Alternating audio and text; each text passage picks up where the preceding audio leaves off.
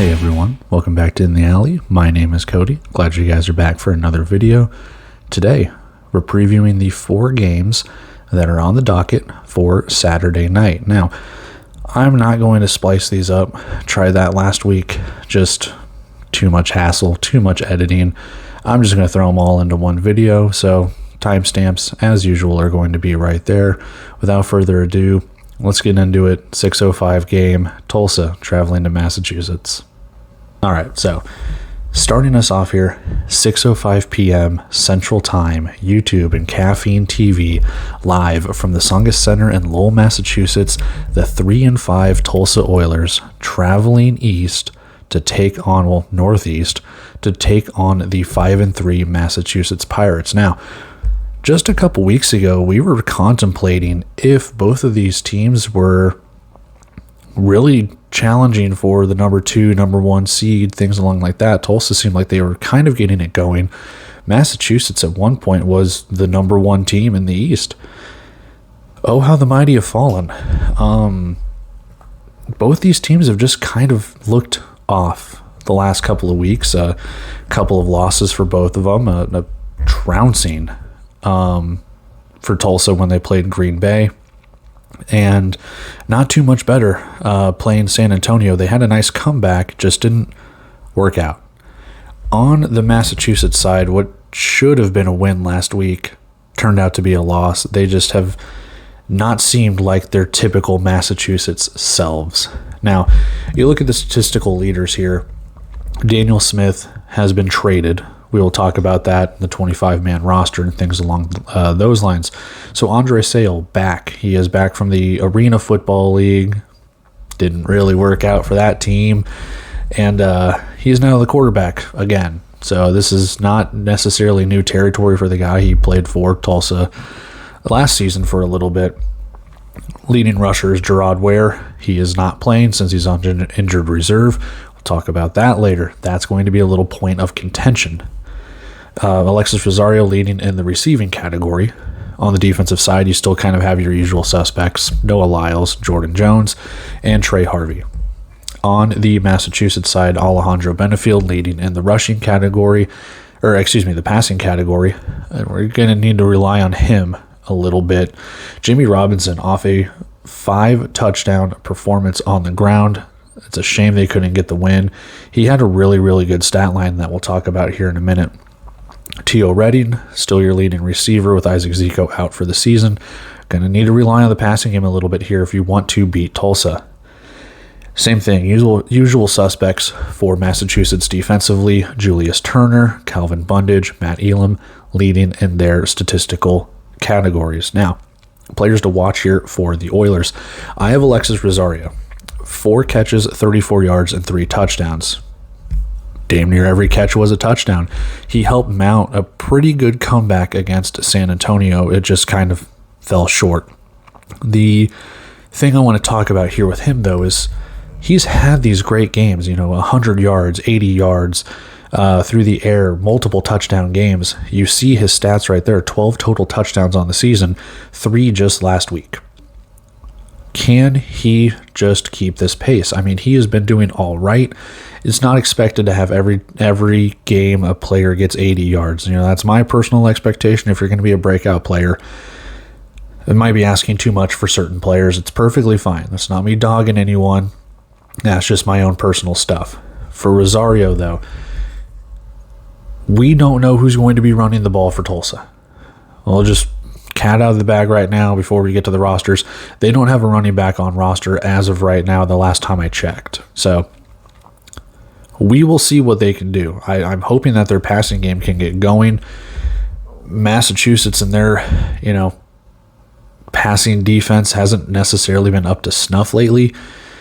When you see what they kind of dealt with Northern Arizona last week, Northern Arizona kind of has the same thing. No running back or anything. They have the jet sweep motions and things like they normally do. They were able to pull out a 1-point victory. We'll see if Alexis Rosario and company with Andre Sale building more chemistry in another week. I mean, they were both here last year, so I don't know how much of a step they have missed, but we'll see. On the defensive side, Jordan Jones, 7.5 tackles. Again, not lighting it up on the statistical side. No picks, no pass breakups. Fine. You don't necessarily need that. You just need him to tackle Jimmy Robinson. You just need him to tackle Benefield if he's going to scramble or sack Benefield in the backfield. You need him to get any wide receiver that's coming over the middle if he is staying in coverage and get his hands up, pat down some passes. I mean, that's a lot to ask for, obviously, but if you can do that, as we always say, ruin quarterback's timing and just be that disruptive force that Jordan Jones has always been, maybe a little too disruptive at sometimes, but if you can get him to be disruptive, could be in for a little world of hurt for Massachusetts. Same thing with the secondary. The defensive backs and for Tulsa just need to cover the wide receivers. Defensive line, Noah Lyles, Trey Smalls, Keandre Hall, all of those. Whoever's starting, Chimadunga. I know I'm forgetting someone out there. They just signed Bolden, however you pronounce his last name. That defensive line, if they can bat down those passes, I mean, even get the tackles for a loss. Noah Lyles, 10.5 tackles for a loss. Stop him in the backfield. On the Massachusetts side, Jimmy Robinson, outdoor stat line, 17 rushes, 80 yards, 5 touchdowns. Really, really good stat line. Now, if I'm not mistaken, I think some of those 80 yards were on one play. I think he took a play of 45 yards or something like that. I could be misremembering, but I thought he broke off a huge run in one of those plays. Only one catch for 3 yards. So you need him to step up. Even more so, really get the running game going so you can open up that passing game. And for the love of God, get the ball across the goal line. 2 goal line stands that could have been touchdowns for them last week. They just couldn't get the ball over the goal line. Whether you're sneaking with Benefield, running with Robinson, you don't have Tavion Thomas. Another spoiler alert, but that's what you need. You need the wide receivers to also get it going. You need that offense to start clicking. They've kind of gotten out of step, much like my heartbeat. You need them to get back in step. Simple as that.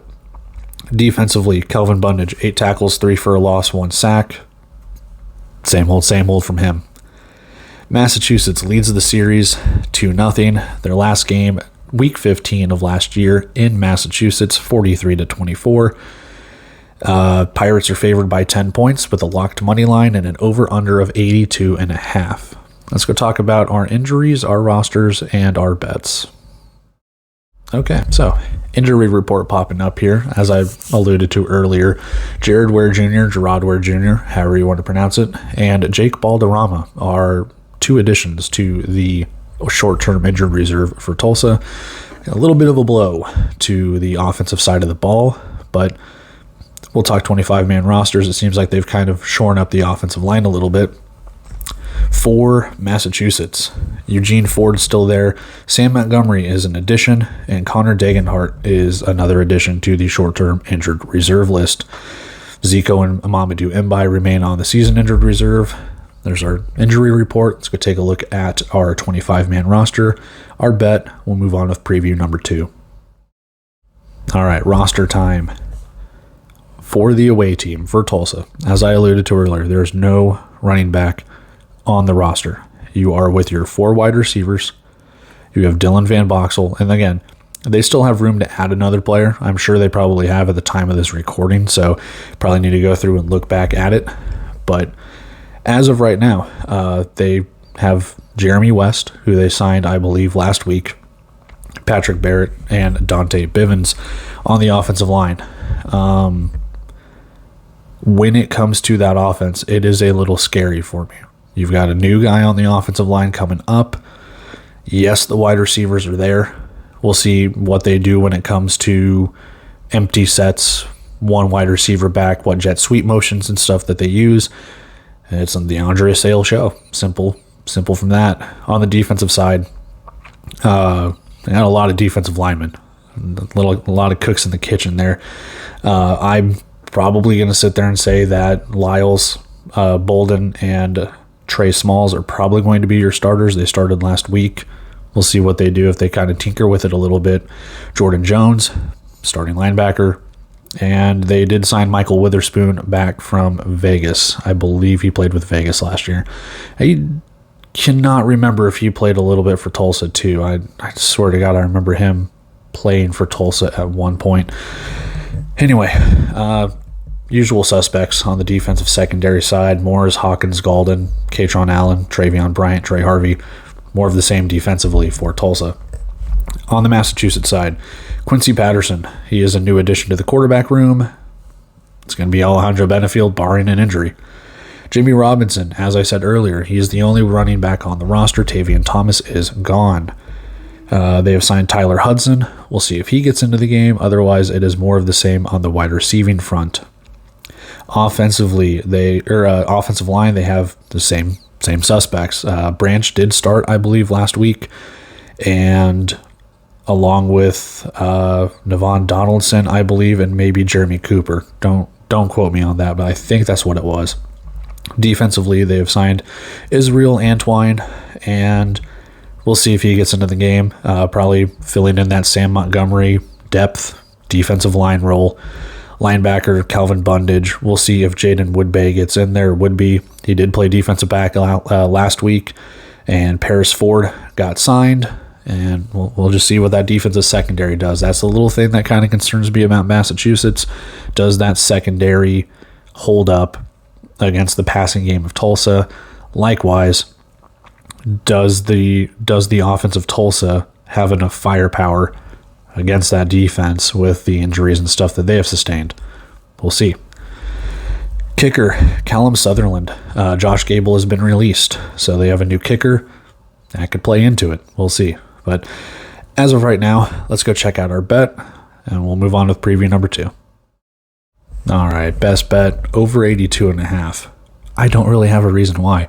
My reasoning why is because I think the under is actually going to hit based on offensive performances lately, but you got to fade everything, I think. So who knows? I'm probably out thinking myself here, but looking at the Tulsa side, they do sometimes look like world beaters. I mean, they beat Quad City with 72 points. They only put up 22 against Green Bay. They had a nice little comeback against San Antonio. They've beaten the Sioux Falls by 16.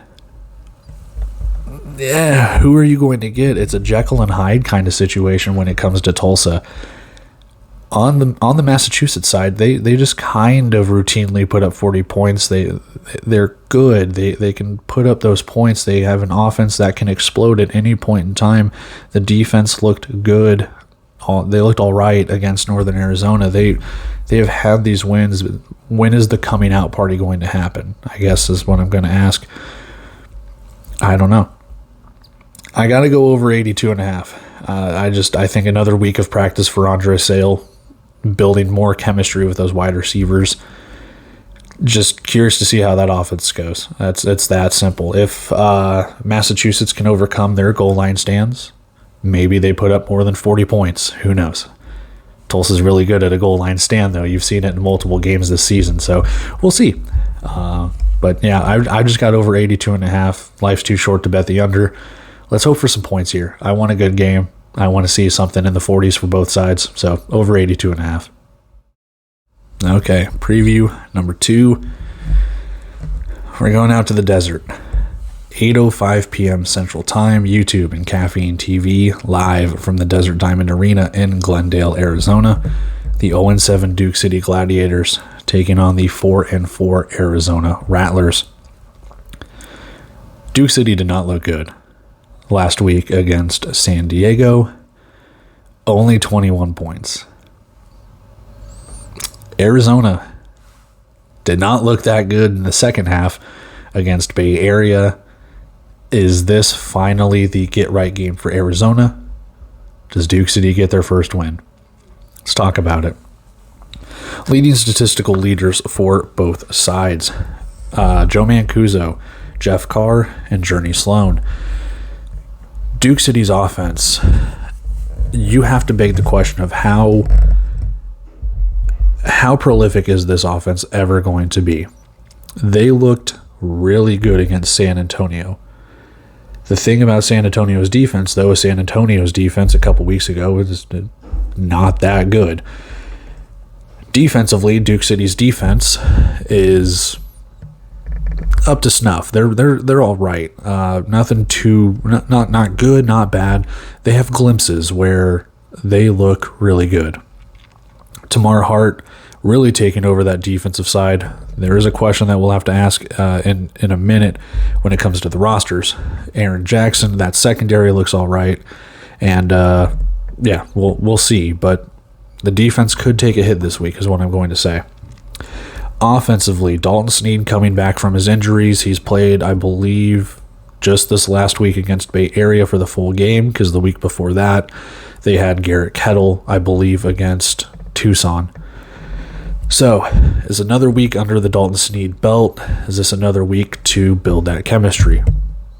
As we said in the Tulsa preview, building that chemistry with those wide receivers is very important. Dalton Snead's been kind of hit or miss this season. Not because he's been bad, but injuries. Injuries have been a rampant part of Arizona. It's been a rampant part of quite a few other teams. It's just the nature of the game, unfortunately. Shannon Brooks, though, 285 yards rushing with 13 touchdowns. He might be a little bit of a pillar you can lean on here. Glenn Gibbons continuing what he does best, almost 500 yards receiving, 12 touchdowns. I still believe he is the leading receiver when it comes to yards in the indoor football league. So got to get him out to more passes. Defensively, more of the same. Arizona's defense is highly suspect. They are just giving up points like welfare, man. Like, they are just, hey, you want a touchdown? Here you go. Hey, do you want that? Here you go. It's just, it has not been pleasant.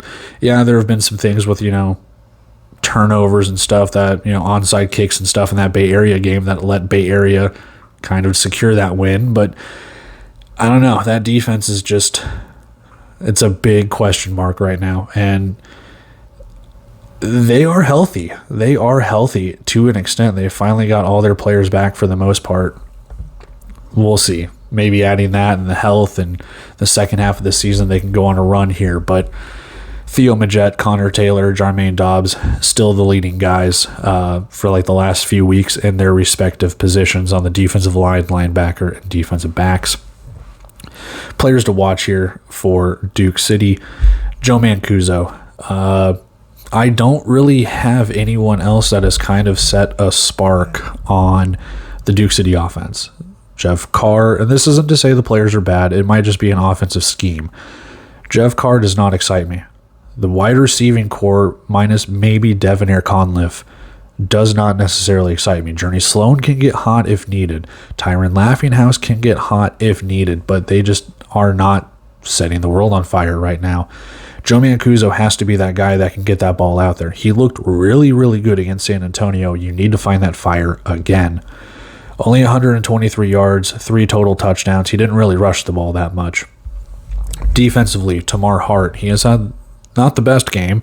2 tackles, 1 pass breakup, but hey, that defensive line needs to get after Dalton Snead. They need to stop Shannon Brooks in the running game or any sort of Jamal Miles jet sweeps. They need to stop... I'm trying to think. They had someone else do a jet sweep, if I'm not mistaken. It might have been Glenn Gibbons, but either way, stop the running game in the backfield. We'll see. Big question mark. Jason Serta still on short-term injured reserve. We don't know who the linebacker is going to be. Keep that in mind when we talk injury report and 25-man roster.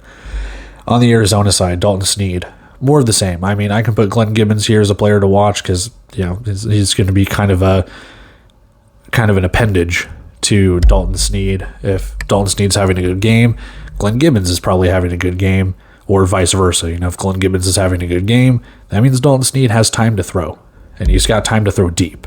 But 6 total touchdowns for him, over 250 yards of total offense. It's not a bad stat line given the loss that you had against Bay Area. Defensively, Connor Taylor, 4.5 tackles, 1 pass breakup, 1 block, blocked kick. He's got to be Jason Serta for Arizona. He's got to blitz. He has to disrupt Mancuso. He's got to get Jeff Carr in the backfield. He's got to get any of those guys. And we'll see if Justin Stockton plays in this game. I'm curious to see if he does. We'll talk about that in a minute. But Connor Taylor, he's got to be the guy. If he's going to be anything like I think back in February when I thought this defense was really good, and this is an arena, or I almost said arena bowl, my God. If this is a national championship caliber team, then you need at least one person to really step up. I just have not seen anyone defensively step up for Arizona and really set themselves apart and be like, that's the guy that is on that's the guy that's the defense. Connor Taylor can do that.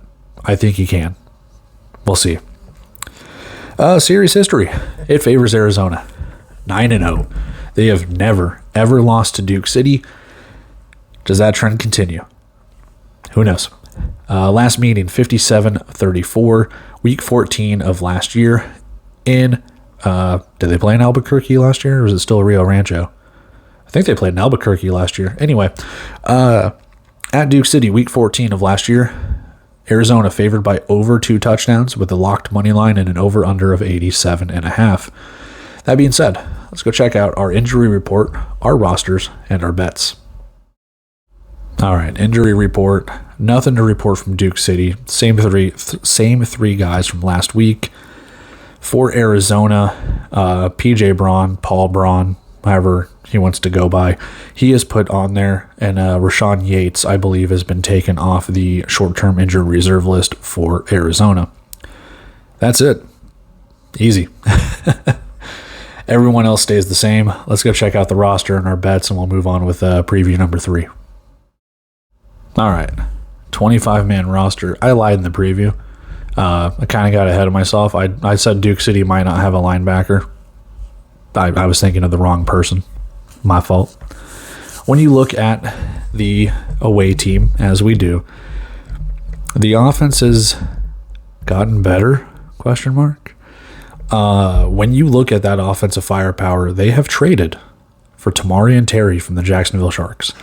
That is another piece for Joe Mancuso to throw to. We'll see how that chemistry goes and how Terry fits in if he plays. As I said before, Justin Stockton on the running back side, does he finally get into this game? He got taken off short-term injured reserve a few weeks ago or last week. I don't think he saw any game time. Offensively on the line, it's the same 3 guys. James Hines has been signed, but he didn't play. He got signed last week. For the defensive side, you only have 3 defensive linemen. Malik McDowell's been released. So we'll see. Tamar Hart, Warren Thomas, Roderick Perry, Isaiah Bean, who I got confused with Malik McDowell. Isaiah Bean, still your linebacker, so he's still there. I know he can play defensive line if he needs to, but Bean is your linebacker. They have signed Joe Powell, who has been around the Indoor Football League. I think he was with 3 teams last season with Quad City, Iowa, someone else, Tulsa, something. I can't remember. He was with 3 different teams last season.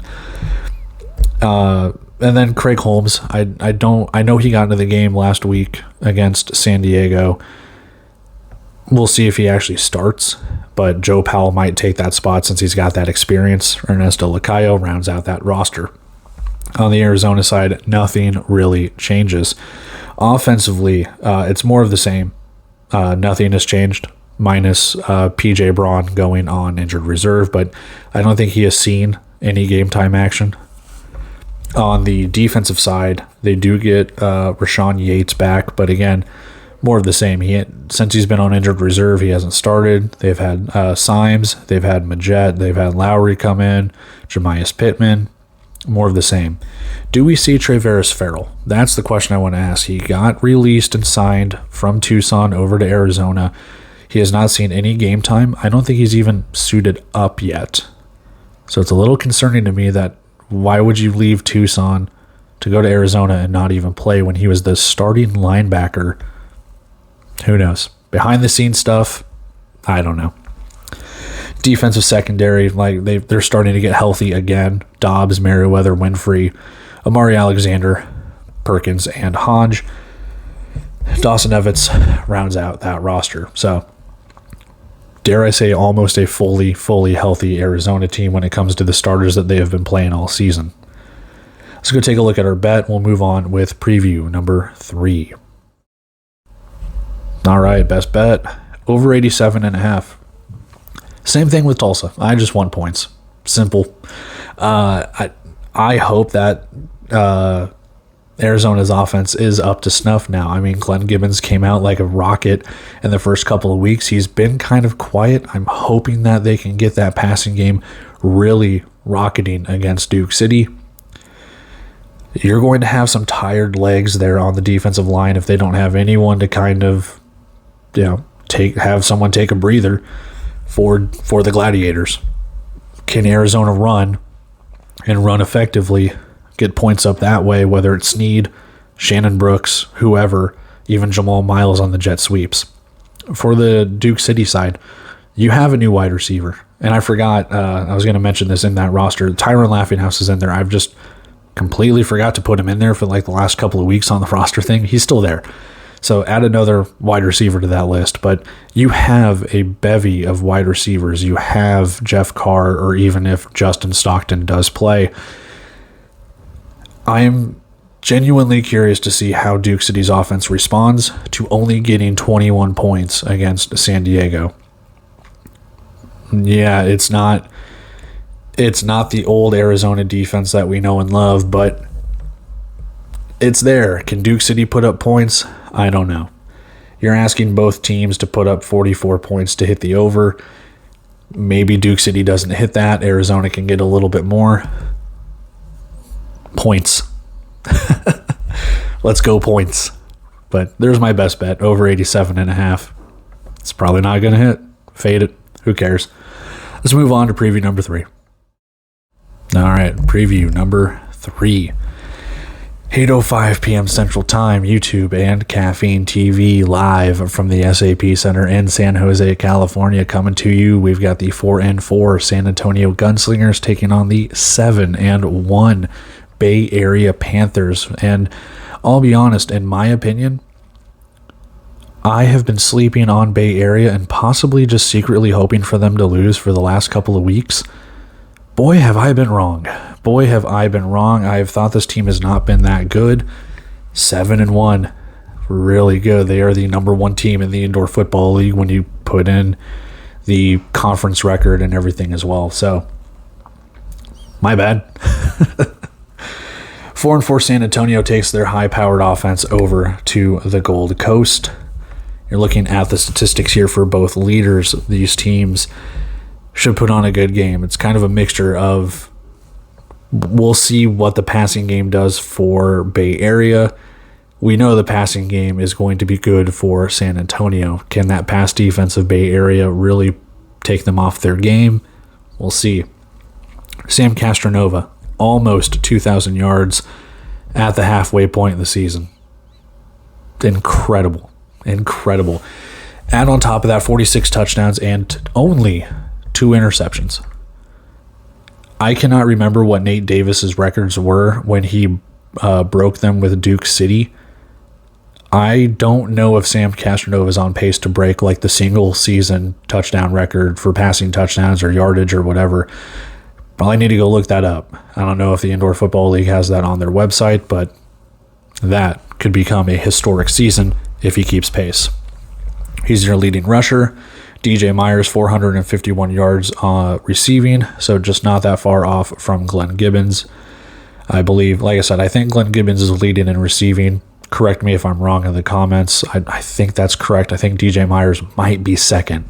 I got to go take a look at that stuff, though. But here we go. Defensively, Harold Love really starting to step his game up, getting into that vibe. 11 tackles, 1.5 for a loss, 1.5 sacks, and 1 pass breakup. Quite a few offside penalties, though, against Tulsa, if I do say so myself. Ricky Wyatt, he's fitting in really nicely in the linebacking role, and Giovanni Sanders on the defensive backs. 4 pass breakups for him, and we also need to talk a little bit about how that secondary has kind of been. It's been all right. They've kind of shorn themselves up.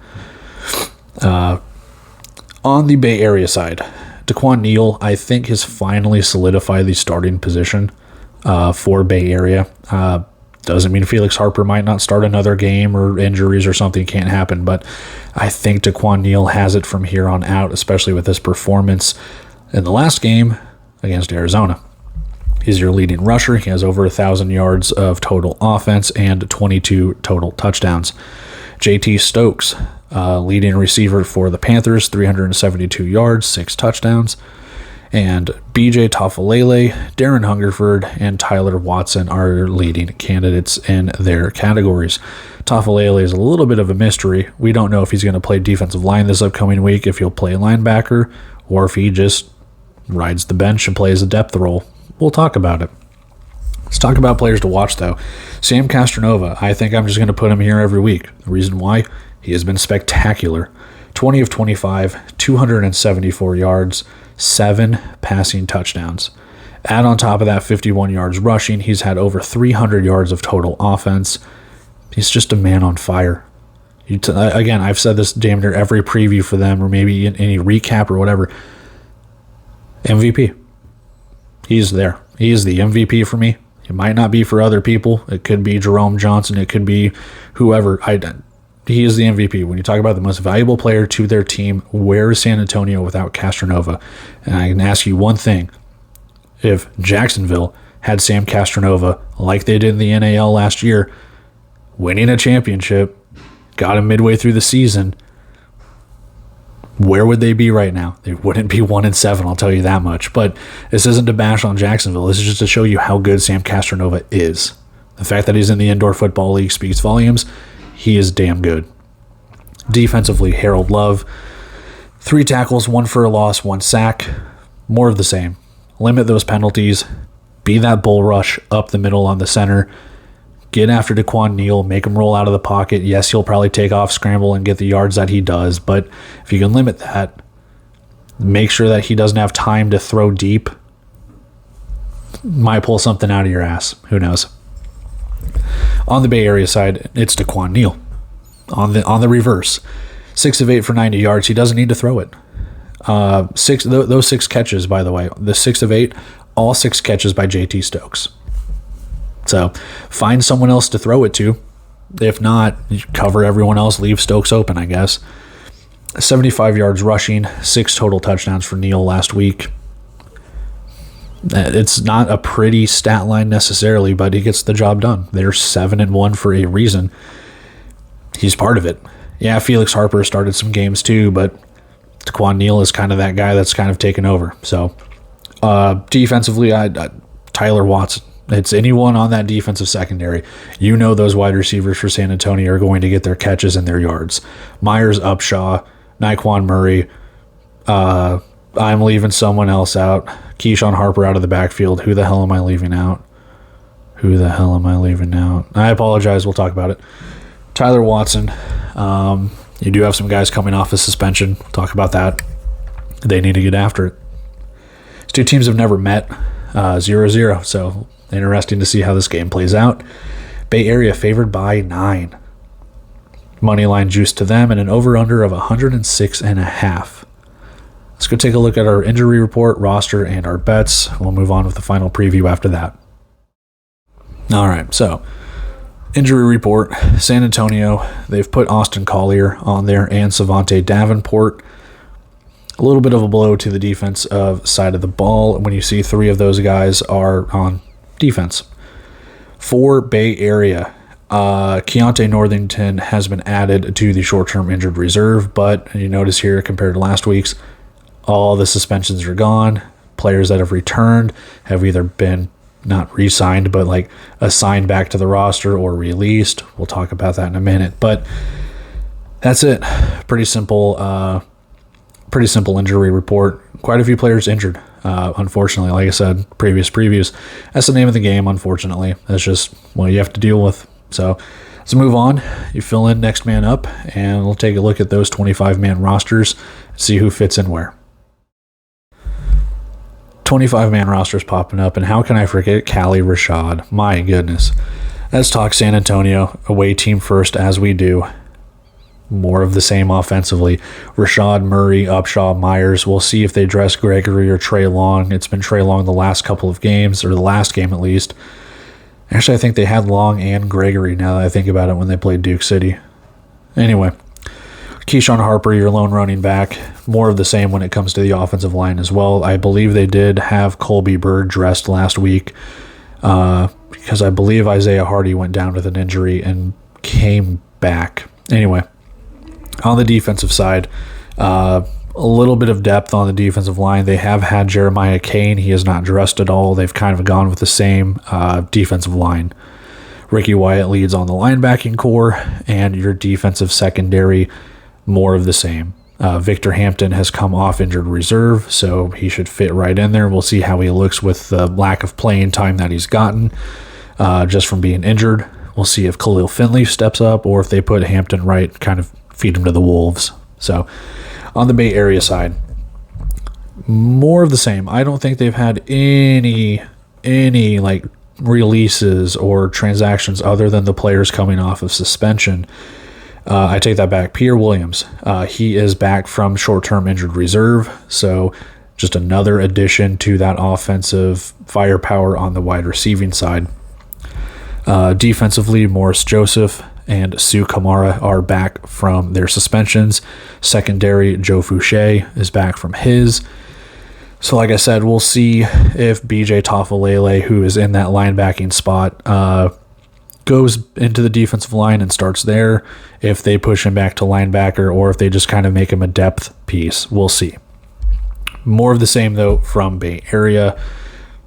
This should be a fun game. This is actually the game I'm looking forward to most, like I said in the last preview.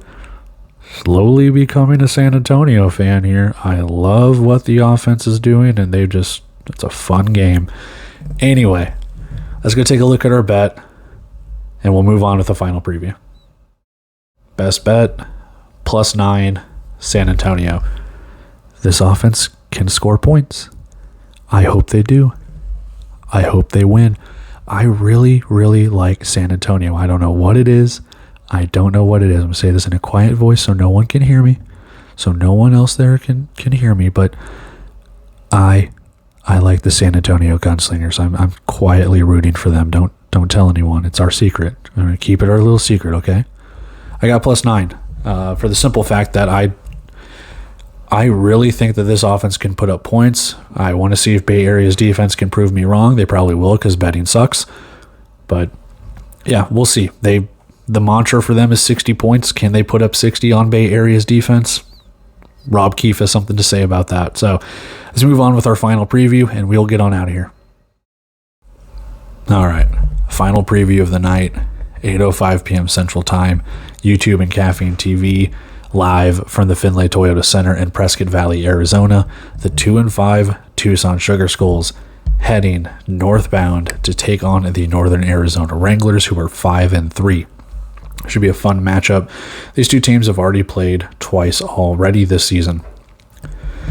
Leading statistical leaders. Malik Mitchell leading for the Sugar Skulls. It's nice to see him back in the fray. Leading rushing and passing. It's a shame that he's been injured the way that he has. He's got almost 1,000 yards, almost 900 yards of total offense with 24 total touchdowns and just 3 picks. Who's to say what could have happened if they didn't have to start Taz Wilson or Terrence Gibson? For the receiving side, Mike Kerrigan, 282 yards, just the 1 touchdown. Got to get him the ball, man. But I think someone else is kind of showing him up. We'll talk about that in a minute. Bang. Defensively, Braden Utley, Jaquez Jackson, and Robert Sheffield lead for their categories. On the Northern Arizona side, Josh Jones, who I've been seeing some rumblings through the forums and Twitter and Facebook and all of that stuff that he's kind of the leading candidate for Rookie of the Year. I would tend to agree. You're asking for, over 1,500 yards of total offense, 35 touchdowns to only 3 picks, and 35 total touchdowns, mind you. That's pretty damn good for starting game 1 without any indoor football experience. So kudos to him. John Maldonado, 381 yards, 9 total touchdowns. Unfortunately, he wasn't the SportsCenter top play. It was his teammate, but hey, Kobe White making it on ESPN. Defensively, Wallace Cowens leads. Talk a little bit about that linebacking position. Kalen Hicks, no stats yet. And Malik Saunier, 39 tackles, 3.5 for a loss, 1 pick, 1 fumble recovery. Player to watch here for Tucson, Brian Smith, 3 catches, 75 yards, 2 touchdowns. He has been a little beacon of light for Tucson in these last couple of games, really showing out, putting up stat lines kind of like that. He's been pretty impressive signing over here. Look for more of the same. If Malik Mitchell can get his running game going and Mike Jones can get going, the running game can kind of take some heat off that passing game. Opens up those passing routes, quick slants, deep shots over the top. Brian Smith can have quite a few yards. Mike Kerrigan could too. We'll talk more about it in the 25-man rosters and our bet and stuff like that. Defensively, Robert Sheffield, 7 tackles, 1 for a loss, 1 pass breakup. As we know, nothing's really changed on the Northern Arizona side. They don't really have a running back. They use David Elder a little bit, but ultimately they don't really use a full-term running back. So passing the ball for Josh Jones, you're going to have Sheffield step up. Can you do it? Seemed to do it last week. They won. So on the Northern Arizona side, 21 of 30 for Josh Jones. He is the player to watch. Again, as I said, he is there. He helped them beat Massachusetts. 5 touchdowns through the air. Can you replicate that? You've got a tough Tucson defense with a lot of confidence right now. Can you kind of just put that pin in that balloon and pop it? We'll see. Defensive side, Tremont Lofton, 6 tackles, 2 for a loss, 1 sack. You still had Jimmy Robinson run for 5 touchdowns on you, but Tremont Lofton, if he can get after it and how this defense can get after it, got some question marks, but that defensive line looks all right. And you got to pressure Malik Mitchell, throw him off of his game. Easier said than done. Malik Mitchell might be coming into his own a little bit. Northern Arizona does kind of have the upper hand, though, when it comes to that. Speaking of the upper hand, they do lead in the series 7-4, with their last meeting being 34-31 in Week 7, just 4 weeks ago. Wranglers are favored by 8.5, with the money line juice to them, and an over-under of 88.5 points. So let's go take a look at that injury report, our rosters, our bet, do some predictions. We'll get on out of here. All right, injury report here. Jalen Marshall has been added to the injury report, as well as Dallas Raines for the Sugar Skulls. On the Northern Arizona side, Cohen Russell, who has just been signed, has been added to short-term injured reserve. Other than that, not really much else to speak of. I believe a player might have been taken off injured reserve for either side. I guess we can just go take a look at that. So let's go take a look at our rosters. Let's go take a look at our bet. We'll get on out of here. All right, 25-man rosters. As we always do, let's start with the away side here. Malik Mitchell actually has a backup. It is Daniel Smith, the former Tulsa quarterback. Probably see him suit up. Have a little bit of some depth right there. Along the wide receiving side, they do bring back Torrance Gibson, who did play first part of the season here, the former Ohio State product. Needed a little bit of depth with Jalen Marshall going on injured reserve. Offensive line, they have signed Taj Breithopt, so we'll see if he gets into the game or if it's just purely a depth thing. I have not seen Cody Bolig suit up in the last couple of games, so if Taj gets in there, kind of might show you where Bolig fits within that offensive line. Defensively, nothing changes on the defensive line. Jaquez Jackson still your linebacker, and I think almost everything stays the same defensively for the Sugar Skulls. So more of the same for them. For the Wranglers, when you look at the offense, they have signed Jaleel Mathis Ellis, who I believe played for the Green Bay Blizzard all the way back in 2021. I guess I have John or Gene Marcellus over there. I forgot to take him off the injured reserve. That was the name I was thinking of for the Wranglers. So he is off the injured reserve. More of the same, though, offensively for the Wranglers. Defensively, they do have William Martin off there, too. So, hey, take William Martin off the short-term injured reserve list. And more of the same for them. Biggest question mark here is linebacker. Shannon Reed has been released. But Kalen Hicks is no slouch. He did play for Vegas, I believe, last season, so he is privy to the indoor game. So maybe adapting to a new scheme, plays, whatever, but it's not like he doesn't have experience playing teams like Tucson. So that being said, let's go take a look at our bet. We'll make our quick predictions. We will get on out of here with our preview. Best bet, plus 8.5. Screw it. Let's have some fun. They don't have to upset them. You can lose by a touchdown, but screw it. Let's have some fun. I liked what I saw from Tucson. Ballsy call to win in overtime last week. You need it. You need wins like that. You need some gritty wins, and I would like to see some more parity because I did pick Tucson to make the playoffs.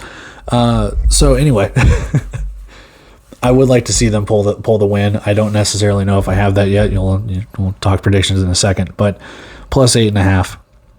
I just want to see I just want to see a fun game. I want to see a close game between these two. It has been kind of close the last couple of meetings. Like I said, I don't know if they meet for a fourth time. This is their third time meeting. I think Northern Arizona has won both of those times. So, yeah, plus 8.5. I'd like to see Tucson keep it close. I do think they have the ability to do that. They did just upset the last undefeated team. So, hey, let's ride that momentum. Plus 8.5. Go Skulls, or whatever they say. Let's go take a look at our predictions. We'll get on out of here. All right, prediction time. Let's make this quick. Prediction number 1, 49-38. I've got Massachusetts. I know they just lost at home, but it's very rare that they lose at home, and they only lost by a point. They had every opportunity to win last week. I think the Pirates bounce back. I think there's just some question marks that Tulsa has to answer. I just don't think they have the answers for them yet. Could they in the future? Maybe. I just have Massachusetts winning it. I'm not surprised if Tulsa does pull the upset, but we'll see. I just think Massachusetts has just a little bit more to give there. Number 2, 49-40. I've got Arizona winning a close one. These two teams do like to play close a little bit. I know their last meeting doesn't say that. Obviously, when Duke City had Nate Davis, it was a lot closer of some games, but I don't know. That defense of Arizona is suspect to me. You do have some added firepower on Duke City, but is this the game where Arizona finally gets healthy? Do we finally get a stop on the Kevin Guy redemption tour that is a good win? We'll see. I do have them winning by 9. I hope Arizona can do that. I also hope Duke City can put up points. Preview number 3. Upset. I told you. I secretly like San Antonio. Do not tell anyone. It is our little secret. 49-45. It's a shootout. It's a shootout. You've got Daquan Neal and the Bay Area Panthers trying to waste a little bit of time like they do. They run the ball. They've run it like 6 times in a row with Shane Simpson or Daquan Neal or whatever, and just waste that time and really just, make you fidget going like, hey, we got to get that ball back. And then they put it in the end zone. And then I see San Antonio there's a deep shot to Naquan Murray. Hey, there's a 14-yard pass over to DJ Myers for a first down. Here's that. It's just going to be a nice back and forth. At least I'm hoping. I think San Antonio gets the last laugh. Not surprised if Bay Area wins. San Antonio, please. I beg of you. Please. Final game of the weekend. Well, not weekend, but Saturday night. 42-37. I have the Wranglers winning a close one. I think this one might come down to a final play. I do. I think it might be something where Tucson might have the ball. They have to get it in the end zone. Falls incomplete. Who knows? I like this game being a little lower scoring. I think both these teams run the ball pretty well. They do like to waste clock quite a bit. I got Northern Arizona completing the trifecta. Like I said, I can't remember if they play 4 times, but if they don't, I think that's a season sweep for the Wranglers. So that's it for the predictions. That's it for the preview. Appreciate you guys taking the time out to watch this, regardless of timestamps or just, the entire preview, just the one preview, 2 previews, whatever you guys want to watch. Appreciate you guys watching. Appreciate the love, the support, the get well soons, everything like that. It really, really warms my ill-beating heart. But ultimately, guys, I do love and appreciate you taking a little bit of time to watch this. It's taken me quite a bit of time to do this when I've been on a nice little wedding anniversary with my wife. So got to go edit this video, and the rest of the day I'm dedicating to marriage. Yay. I'm joking. Love you. Anyway, taking off here, guys. I love you. Appreciate you. Thank you for all the love and support. With that being said, see ya.